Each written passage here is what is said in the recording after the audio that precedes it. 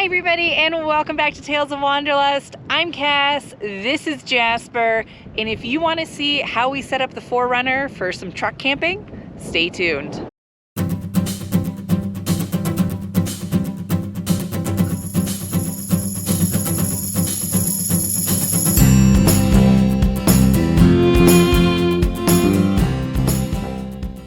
If you follow us, you know that this 4Runner is getting traded in really soon. Actually, I'm filming this 2 days before trading in the 4Runner, so the video is probably going to come out when the 4Runner's already gone, and I've already told you that I am switching it out for a Toyota Tundra.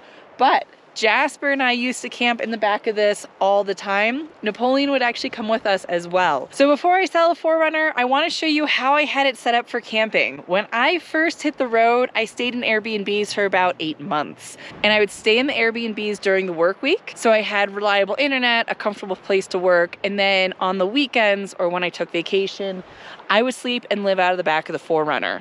I did that to save money because Airbnbs are expensive, but also that way we could stay in places like this and really enjoy nature and let Jasper and Napoleon run around outside. In order to make the back of the 4Runner comfortable for sleeping, there were a few things I had to do. First, if you lay the seats down in the 4Runner, it's actually not level. The back trunk is down by about 2 or 3 inches, so putting a mattress in there actually makes it kind of uncomfortable at that point. So the first thing we did was build a wood platform for the trunk area to level everything out. My dad helped me build that. It is here underneath the carpet. We painted it black, so you actually can barely even see that it is there. There is a Husky floor liner down there, so that gave some really interesting ridges that we had to build that wood platform on. It took a lot of trial and error, but we were able to build that custom wood platform. And then I got this rubber mat from Lowe's. If there was water or animal accidents or anything like that, try to keep the back of the seats and the trunk area nice and clean.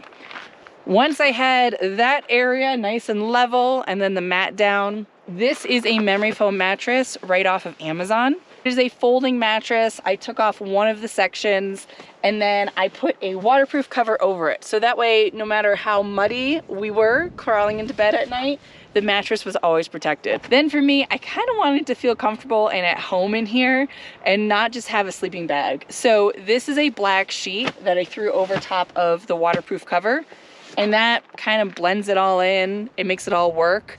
And then when I did actually sleep back here, I had normal sheets, blankets, pillows, all of that. So it actually did feel like a normal bed back here, which I really loved. So all in all, the mattress wasn't that hard to do other than that wood platform. The hardest part was trying to figure out how to get all of the storage in here that I needed for the animals, for myself, and for all of my equipment. So this was a lot more crowded when I was actually living in the Airbnbs and out of the 4Runner. I actually had a really large North Face duffel, and it would sit alongside one of the doors, and that's where I kept all of my clothes so I could easily access it. And then there would also be bins and so forth tucked up beside the seat. So there was a lot of stuff crammed around the bed. And then these storage units, I didn't have the shelf at the time. That's a new addition, but my dad and I had built a netting, and it was a custom netting that went from the front handles of the 4Runner to the back coat hooks. So we replaced the coat hooks with D-rings. We were able to attach that netting, and I was able to fit all of my coats, snow pants, sweatshirts, all of that kind of stuff up in that netting. Then one of the big storage things I ended up putting in is these Rago storage panels over here. So they're modular panels. You can strap anything to them with bungee cords or anything like that. So I literally have knives, hatchets, sleeping bags, hats, everything like that attached to these. Then once I replaced that custom netting with the Rago shelf that goes with the side panels, it actually has that whole modular system underneath here as well. So you can see I have a camp stove attached here. I have toilet paper and more camp stove equipment attached here. These panels have really given me a whole lot of storage. Then the 4Runner has your regular storage in here. So that's where I keep different things. This is actually Jasper's sleeping bag right here. and you can really shove a lot in there, and then a lot over on the side here as well. Then when we camped in the 4Runner, I didn't do a lot of cooking on a camp stove. I actually did a lot of ready to go meals, those sort of things. And I had this little Stanley cooler, which I still have today. This thing is awesome. It is a lot cheaper than other brand name coolers out there. I could put food in this with an ice pack and keep it cold for 2 or 3 days. So when I would go out camping, I would go to the grocery store, get pre-made food. A lot of times I would get their sushi rolls, things like that, put it all in here, and then I never had to cook. So we'd pull into a campsite, I had pre-made, ready to go food, and it gave me a lot more time to explore and then hang out with this goofball over here. The other nice part about this cooler is it turns into a seat. So you can take it out and use it as a seat so your butt stays dry.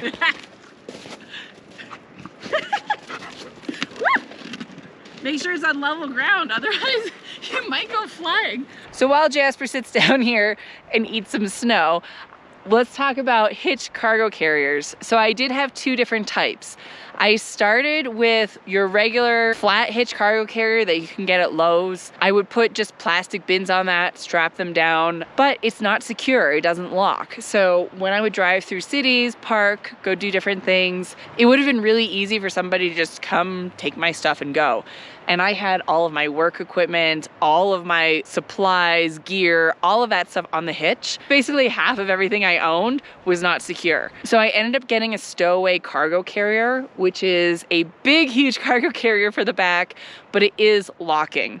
It was expensive, but at the time, absolutely worth it. I got the swing away arm, so it would go right into the hitch. When I was sleeping in the back of the 4Runner, I could just swing it out. The top of it has a rack, so you can store things on there, dry towels. The capacity of it is huge. And the nice part is I could get rid of the big plastic bins. And since it was weatherproof on its own, I could actually just store my stuff directly in the cargo carrier, meaning I had a lot more storage without those bins. So that cargo carrier was one of my absolute favorite things. I might put it on the back of the Tundra with the truck camper, but the only danger there is if anybody swings it in, it locks, so I would get stuck in the truck camper. Have to figure that part out. Now I asked my assistant to hang out with me inside the bed, and he's pretty sad because there's snow outside and he'd rather be playing in the snow. So we're gonna make this quick. So when we traveled and stayed in the 4Runner, Napoleon would come with us as well, meaning I needed a place for the litter.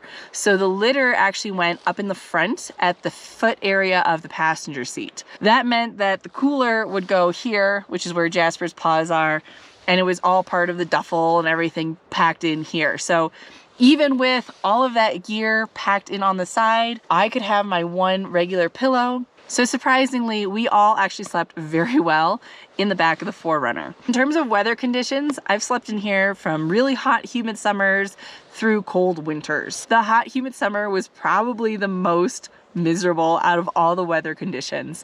It was up in Maine and the mosquitoes were unbearable. So I do have screens that go over the windows. The windows in here were completely down, but the screens, they don't actually let that much air in. So I wasn't getting too much of a cross ventilation. I ended up lifting up the back door, trying to get some air in, but then we had the mosquitoes invading. I had to stay awake so I could hold on to Jasper and Napoleon so they didn't run out. And it really was not that much fun. So really warm, humid temperatures didn't do so well for the truck camping. But in the colder temperatures, it actually did pretty well and it holds in and retains a good amount of heat. One of my most memorable times was camping at the Upper Teton boondocking area outside the Grand Teton National Park. And I had the 4Runner parked, so when I popped open the hatch, I could look out on the entire range of the Grand Tetons. It was pretty funny. Napoleon would actually sit there and just stare off into the mountains as well. But the evenings got pretty cold, and there was one night where there was actually a huge storm that rolled in. My neighbor was in a tent. She was packing up frantically at night, but we were inside. We were warm, we were dry, we were comfortable, and I didn't even know the storm was going on because it was so quiet in here. There was also a weekend where we were up in Sun Valley, Idaho. I took this down some rough dirt roads and we ended up camping right above a stream. I woke up to the sound of bugling elk. You could hear the stream as well. We had some really amazing memories camping in the 4Runner. Since I bought the base camp, I just take the base camp with me everywhere. For the first year, I did leave the bed set up in the back here. I thought I would park the base camp, then take the 4Runner out and do more off-road adventures in this. But I ended up finding out that I just dragged the base camp everywhere with me, and if I really wanted to go on rougher dirt roads, I would just take a day trip and then I would come back to the base camp. So one word of caution sleeping in the back of the 4Runner, it can be a little finicky with locking the doors and then keeping the auxiliary power on or off. I was traveling through Roswell, New Mexico. I found a parking area on the side of the road that allowed overnight parking. I pulled in, we just slept for the night, and then we were gonna get up in the morning and keep on driving through Texas. But my battery was dead in the morning. So that's when I learned you have to double lock the 4Runner in order to really turn everything off. And if you're in the 4Runner and you put your key in the ignition and you turn it on for lights or anything like that, double lock it again when you pull the keys out. Otherwise, the auxiliary may stay on. I think that's what did it because I did not have any lights on in here, but I still woke up to a dead battery. So it's either something with Roswell, New Mexico, or that double lock trick will get you through it and you don't have to worry about your battery dying. So that's it. That's how we had the 4Runner set up for camping. Napoleon, Jasper, and I were actually really comfortable in here and really enjoyed our weekend trips with it. So if you have any questions at all about the setup, feel free to comment below. Otherwise, thank you so much for watching, everybody, and we'll see you next time.